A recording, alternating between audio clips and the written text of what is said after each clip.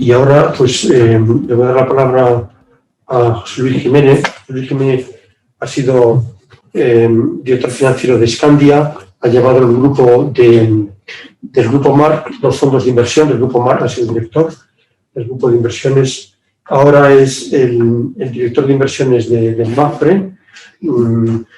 Ha sido discípulo de Martínez Cortiña, de Rafael Martínez Cortiña. Es un académico, lleva 20 años dando clase en el IE Business School, compatibilizando la práctica de directivo con la de profesor y bueno, publica también en las revistas científicas y también en las revistas, diríamos, de prensa económica.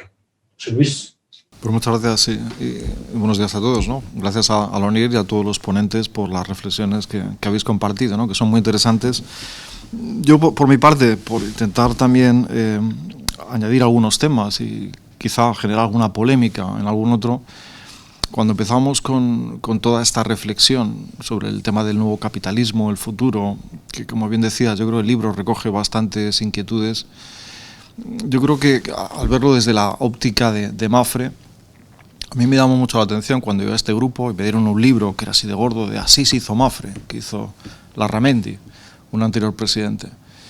Y tuvo la visión, por algo que también he leído aquí en la ONIR, es humanismo cristiano, de llevar a una Junta General en 1965 el hecho de la responsabilidad social corporativa. Es decir, ya teníamos la visión que el objetivo de la empresa no es solo ganar dinero, sino también contribuir a esa sociedad en la que tú estás generando ese beneficio porque hay algo que probablemente haces mejor que los demás. Y a mí esto me impactó porque probablemente fue 7 años antes de que a Friedman le dieran el Nobel por decir exactamente lo contrario, que es que solo hay que fijarse en el beneficio. Y a mí eso, el hecho de que estuviera tan arraigado en el ADN de la empresa, me pareció algo que se ha puesto ahora muy de moda en el mundo empresarial, que es el propósito, lo que los anglosajones llaman el purpose. La gente es más feliz trabajando en algo cuando ese algo tiene por detrás un propósito existencial, cuando no trabajas simplemente de una manera mecánica, sino que trabajas hacia un fin, ¿no? Y en nuestro caso, pues también ese fin está muy claro porque tenemos en esa discusión de los stakeholders, tenemos un accionista con un 70% del capital, que es una fundación, cuyo objetivo principal es ayudar a la gente más necesitada. Entonces yo creo que cualquiera, aquí el dilema que comentaba la otra ponente de forma muy interesante, el dilema directivo o empresario, nosotros nos sentimos todavía más en esa sensación, digamos, de cooperación, ¿no? Mutualista, si se puede decir, que es una de las grandes cosas que a mí me impactó en el libro de Collier a la hora de decir, bueno, aquí siempre hablamos de derechos, pero ¿dónde están las responsabilidades? Estamos educando a generaciones donde esos ficticios derechos naturales les dan todo tipo de... Oye, ahora es un salario mínimo, ahora simplemente por el hecho de existir tengo dinero a tener una renta. Bueno, pero ¿por qué? O a veces somos excesivamente bondadosos en las prestaciones y tenemos, digamos, gastos sociales que no nos podemos permitir. Pero nadie puede decir eso porque rápidamente es malvado o es un capitalista. Yo no creo que el problema sea el capitalismo en sí. Yo creo que es un fallo, como decía el profesor Ontiveros, que el capitalismo no es perfecto. Igual decía Churchill de la democracia. La democracia es el sistema político menos malo que conocemos. Pues al capitalismo yo creo que le pasa exactamente lo mismo. Y que necesita ciertos arreglos. Pero tampoco sin perder la cabeza, ¿no? A mí el otro libro que me ha impactado mucho, hace muy poquito salió una reseña en la Academia Americana de Economistas sobre Camino de Servidumbre, ¿no? Hacían un artículo académico, Camino de Servidumbre, de Hayek, que es una obra que para mí casi debería ser de lectura obligatoria en el colegio. ¿Y por qué digo esto? Porque un economista dedicado a la teoría monetaria, que en los años 30 salga de Austria, tenga que exiliarse en el Reino Unido y pierda el tiempo, como dice él, de su publicación académica, lo que era bueno, a analizar el mundo bajo el prisma de un economista para ver esas tendencias que estaban tan preocupantes en Europa, el totalitarismo, el nacionalsocialismo en Alemania o el comunismo en Rusia, y él empieza a analizar y dice, oye, el capitalismo no es perfecto y probablemente el tema de la competencia perfecta es extraordinariamente necesario. Y yo estoy de acuerdo también con la afirmación que probablemente hoy en el mundo hay grupos que tienen un poder excesivo y antes ha citado algunos de ellos. Podemos hablar de los Google, de los Apple, de todas estas compañías tecnológicas, pero también me atrevería a hablar de otras compañías, como se ha citado antes a BlackRock, que junto con los otros dos grandes inversores en gestión pasiva tienen prácticamente una cuota de más del 70% del mercado. Yo no sé si van a salirse de las compañías que contaminan, pero mientras su negocio principal sean los ETFs, la gestión pasiva, no se pueden salir porque están replicando un índice. Entonces, esa reflexión que hacía sobre camino de servidumbre me parece apropiada en el momento actual, porque estamos viviendo algo muy similar a lo que pasó en los años 30. Y como dice Paul Collier, ¿a dónde nos lleva esto? Pues que la gente, ante un problema que no sabe cómo enfrentarse, cómo resolverlo, pues hay dos grupos políticos, los ideólogos por un lado, y por otra parte los populistas, que son los que salen a escena con recetas muy básicas, donde son fáciles de entender para la mayoría de la gente que prefiere un tuit a leer un libro. Entonces les convence, y ese electorado pues lleva a una combinación, yo diría, bastante desastrosa, porque buscamos recetas mágicas donde no existen. ¿Qué nos ha enseñado la generación de nuestros padres? Pues el esfuerzo, el sacrificio, que las cosas no surgen de la nada. Y sin embargo queremos hacer, y esto es la otra referencia que me parece muy curiosa, queremos irnos al mundo feliz de Huxley, donde no hay problemas. Todos tenemos que ser felices por obligación, porque tenemos ese derecho natural. Y esa ubicación, digamos, esa distopía de un mundo feliz, pues yo creo que es la que ahora mismo ese tipo de ideologías o partidos populistas es un poco la que están predicando. Y cuidado, que esto es serio, es decir, y no me estoy refiriendo al caso concreto de España, pero hace muy poquito en Estados Unidos Trump era el presidente, en el Reino Unido se han metido en un suicidio colectivo que es el Brexit, y hay muchos políticos, me atrevo a decir, en todas partes que están defendiendo cosas muy sencillas de hacer, recetas mágicas. Y eso para el mundo de la economía tiene una traslación terrible.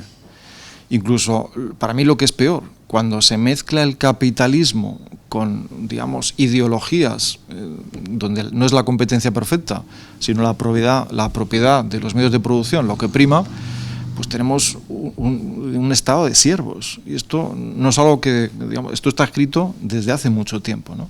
Entonces yo creo que esa reflexión, volver hacia atrás y ver bajo los ojos de los años 30 por qué Hayek alertaba de este problema, pues yo creo que se ha hecho, pues si lo veis en retrospectiva, decir, oye, ¿qué razón tenía este señor?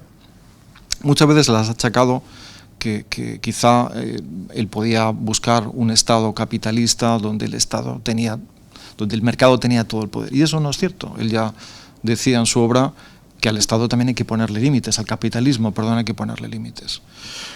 Otra reflexión, yo diría interesante, cuando hablamos del tema de las empresas.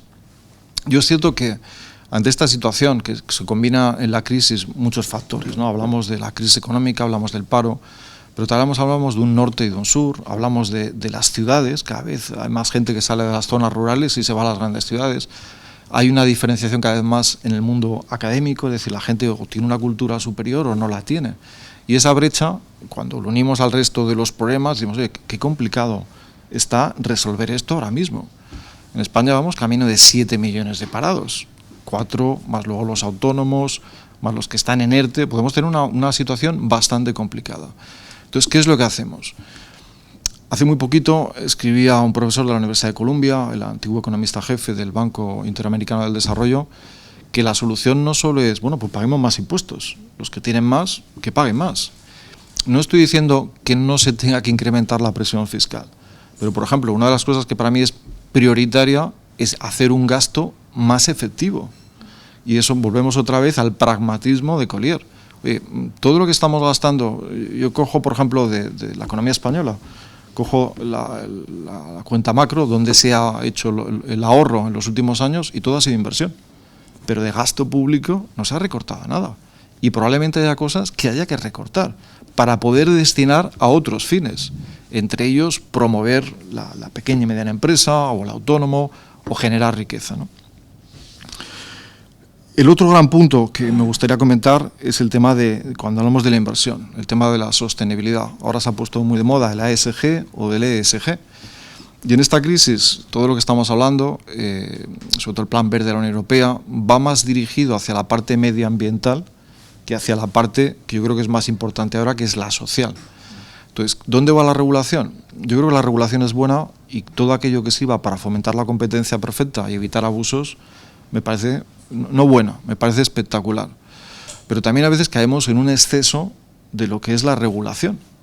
Y esta parte del exceso yo creo que también a todos nos debería preocupar un poquito, ¿no? Yo recuerdo cuando empezamos con el tema de los inversores, ¿no? Con la legislación UCITS, la primera, pues prácticamente era un Quijote. Cuando nos vamos a UCITS 2 son 25 Quijotes. Cada vez parece ser que la solución a todo es regular y poner más normas y hacer más cosas, porque si no, no hacemos la cosa correcta. Yo creo que vuelve otra vez a lo sencillo, a lo pragmático. Ahora mismo en la Unión Europea tenemos una legislación que a los inversores entra en vigor en marzo, pero que no sabemos muy bien cómo lo van a medir. Pero sin embargo la legislación está ahí y esto genera problemas. Y una de las cosas que genera para la comunidad inversora, donde tenemos que realmente asignar el capital a los proyectos más interesantes, ahora mismo es el tema de decir, bueno, ¿cómo lo hacemos? Sabemos que hay una intención superior, creemos que vamos a intentar asignar el capital a proyectos verdes o temas que puedan generar un impacto.